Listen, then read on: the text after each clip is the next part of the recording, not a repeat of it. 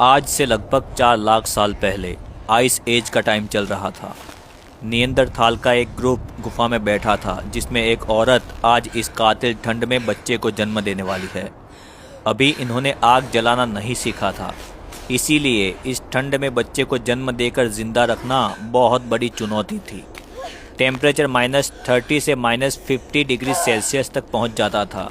Pregnant औरत को गुफा के एकदम एंड में 2 औरतें लेके गई।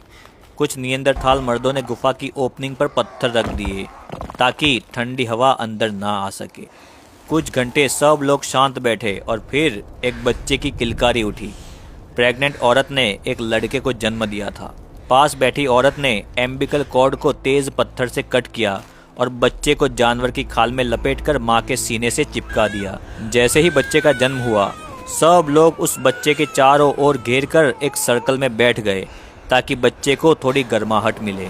नया जन्मा हुआ बच्चा मां के सीने से लगा हुआ था। जानवरों की मोटी चमड़ी उसके छोटे शरीर पर लपेटी गई थी, लेकिन फिर भी उसका जिस्म बर्फ जैसा ठंडा होता जा रहा था।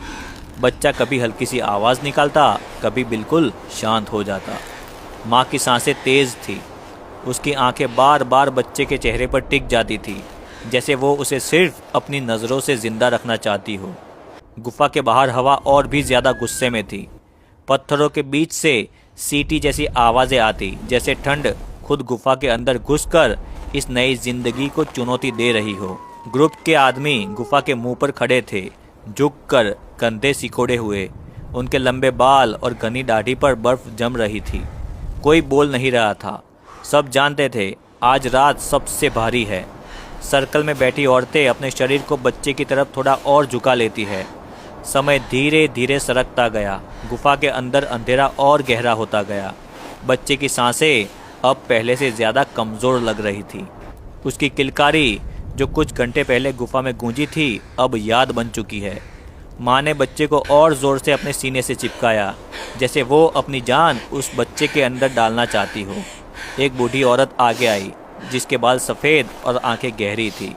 उसने बच्चे के छोटे से चेहरे को देखा और फिर माँ की आंखों में झांका। कुछ कहने की ज़रूरत नहीं थी। माँ समझ चुकी थी कि ठंड जीत गई है। सुबह होने से पहले जब गुफा के बाहर आसमान हल्का नीला हुआ, बच्चे की सांस बिल्कुल रुक गई थी। कोई चीखा नहीं, कोई ज़ोर ज़ोर से रोने की आवाज़ नहीं, सिर्फ एक भारी खामोशी। ग्रुप के लोग उठ खड़े हुए। बच्चे के लिए कोई शब्द नहीं थे, कोई रस्म नहीं थी, सिर्फ एक काम था, उसे इज्जत से इस दुनिया से विदा करना था। 2 मर्द गुफा के बाहर गए और बर्फ़ को हटाकर एक छोटा सा गड्ढा बनाया। बच्चे को उसी जानवरों की चमड़ी में लपेटकर वहां रखा गया। माँ दूर खड़ी देखती रह गई। ये उसकी पहली औलाद थी। ग्रुप जैसे ही गुफा में आया, वैसे ही भेड़ियों का एक ग्रुप इस नए जन्मे बच्चे को दूर से सूंघता हुआ आ चुका था। भेड़िए उस जगह आ पहुंचे थे जहां बच्चे को बर्फ़ के नीचे दफनाया गया था, और वहां भेड़ियों ने खोदना शुरू कर दिया। भेड़ियों की आवाज़ सुनकर कुछ नियंदरथाल्स गुफा के बाहर निकले। तब तक एक भेड़िए ने बच्चे को अपने मुंह से पकड़ लिया था और बाहर निकाल लिया था। नियंदरथाल्स जोर से आवाज़ करते हुए भेड़ियों की तरफ आए, पर भेड़िए उस बच्चे को लेकर दूर भाग निकले थे। सीन एकदम इमोशनल हो गया था। ग्रुप के पास खाना बहुत कम बचा था। 2 दिन से कोई शिकार हाथ में नहीं लगा था, इसीलिए आज 3 मर्द और एक जवान औरत शिकार के लिए निकले। उनके हाथ में पत्थर के भाले थे, कपड़ों के नाम पर सिर्फ चमड़ी के टुकड़े। हवा इतनी तेज़ थी कि चलना मुश्किल हो रहा था, लेकिन रुकना मौत को बुलावा देने जैसा था। कुछ घंटे चलने के बाद उन्होंने बर्फ़ पर जानवर के निशान देखे। शायद वो एक हिरन या कोई भारी जानवर के हो सकते हैं। सब लोग तुरंत झुक गए। सांस रोकी गई। वो धीरे धीरे आगे बढ़े। बर्फ़ के खुले मैदान में कुछ हिरन दिखे। एक मर्द ने इशारा किया। सब लोग अलग अलग तरफ से घिरने लगे और फिर भाला फेंका गया। हिरन चीखा और भागने लगा। बर्फ के ऊपर खून गिरा। काफ़ी देर की दौड़ के बाद हिरन गिर गया। शिकार मिल चुका था। ये सिर्फ खाना नहीं था, ये ग्रुप के जीने का एक और दिन था। हिरन को उठाया गया और अपने ठिकाने की तरफ ये ग्रुप रवाना हुआ। रास्ते में खामोशी थी। खामोशी मतलब आसपास कोई बड़ा जानवर मौजूद है। हिरन के खून की गंध सूंघकर एक टाइगर वहां पर आ पहुंचा था। टाइगर ने सीधे ही हिरन पर झपट्टा मारा, पर हिरन को बचाने के चक्कर में नियंदरथाल टाइगर के सामने हो गया। टाइगर ने उसी पर हमला कर दिया और उसको पैर से पकड़ लिया। सब लोगों ने पत्थर और भाले चलाए, लेकिन टाइगर उसका पैर पकड़कर घसीटता हुआ दूर ले गया। सब लोगों ने उसे बचाने की कोशिश की, उसके पीछे भागे, लेकिन टाइगर उसे लेकर बहुत दूर निकल चुका था। सिर्फ खून और घिसने के निशान बचे थे। ग्रुप के लोग चुपचाप खड़े रहे। ये भी जिंदगी का एक सच है, कभी शिकार मिलता है तो कभी शिकारी खुद शिकार बन जाता है। गुफा में वापस आने पर माहौल और भी भारी हो गया था। एक जान जा चुकी थी और एक नई जान पहले से ही जा चुकी थी। उसी शाम, उसी दिन एक और प्रेग्नेंट औरत का दर्द शुरू हो चुका था। ये दूसरी डिलीवरी थी। सब लोग एक दूसरे को देखे बिना समझ गए थे कि ये रात भी लंबी होने वाली है।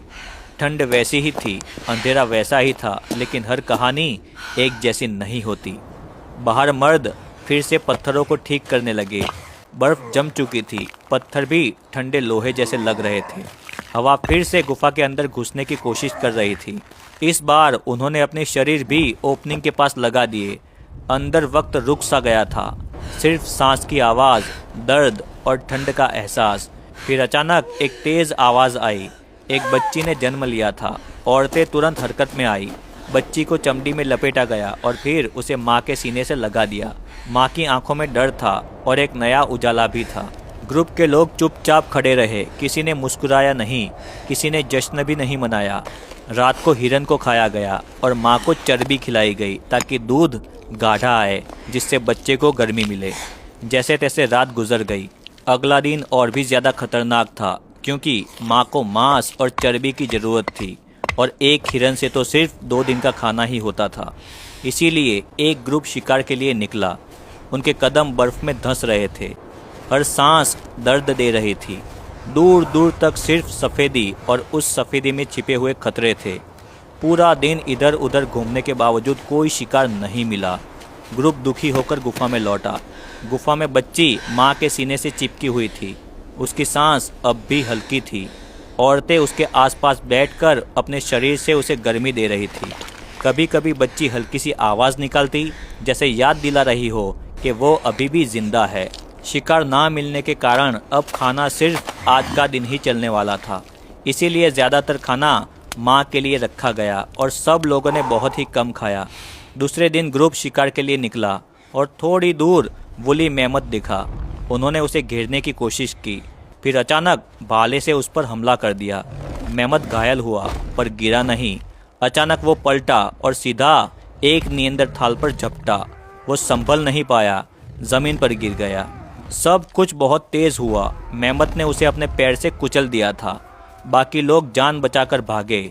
शिकार तो अधूरा रह गया था, लेकिन वो अपने साथी को भी नहीं बचा पाए। गुफा में लौटकर उन्होंने कुछ नहीं कहा, सिर्फ पत्थरों पर बैठ गए। अंदर बच्ची की हल्की सी आवाज़ आई। ये आवाज़ उन सब के लिए याद दिलाने जैसी थी कि सब कुछ खोने के बाद भी कुछ बच जाता है। ग्रुप ने हिम्मत नहीं हारी और फिर से गुफा के बाहर निकला। थोड़ी दूर चलने के बाद दूर नीचे एक मेमत सोया हुआ दिखा।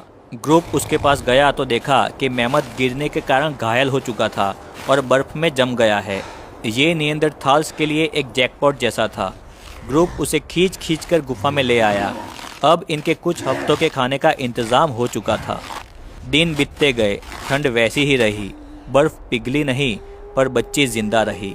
माँ कमज़ोर हो रही थी, लेकिन बच्ची हर दिन थोड़ी सी और मजबूत होती गई। उसकी उंगली माँ के बाल को पकड़ लेती थी। ग्रुप को समझ आ गया था कि पहला बच्चा हार गया था, पर यह बच्ची जीत रही है।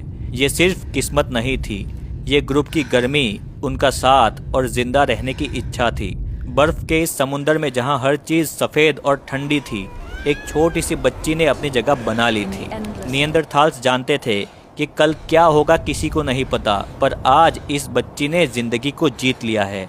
-30 से -50 डिग्री सेल्सियस की इस बेरहम बर्फीली दुनिया में बिना आग के बच्चे को जन्म देना अपने आप में मौत से लड़ाई थी। इस कातिल ठंड में ज़्यादातर जन्मे हुए बच्चे कुछ दिनों या हफ्तों से ज़्यादा जिंदा नहीं रह पाते थे। हाइपोथर्मिया सबसे बड़ी वजह थी। उस समय ना तो दवाई थी, ना शेल्टर, ना पूरी तरह से अच्छे कपड़े। बच्चे की पूरी ज़िंदगी माँ के शरीर और ग्रुप की गर्मी पर टिकी होती थी। इसी वजह से बहुत कम बच्चे बड़े हो पाते थे और जो बच जाते थे वही भविष्य की उम्मीद बनते थे। निएंदरथाल्स की ज़िंदगी छोटी लेकिन बहुत कठोर थी। लगभग 20 साल का निएंदरथाल आज के 40 साल के इंसान जितना थका, घिसा और झुका हुआ होता था। इसीलिए आइस एज में जिंदा रहना उम्र का नहीं, हर दिन जीती गई एक लड़ाई का नाम था।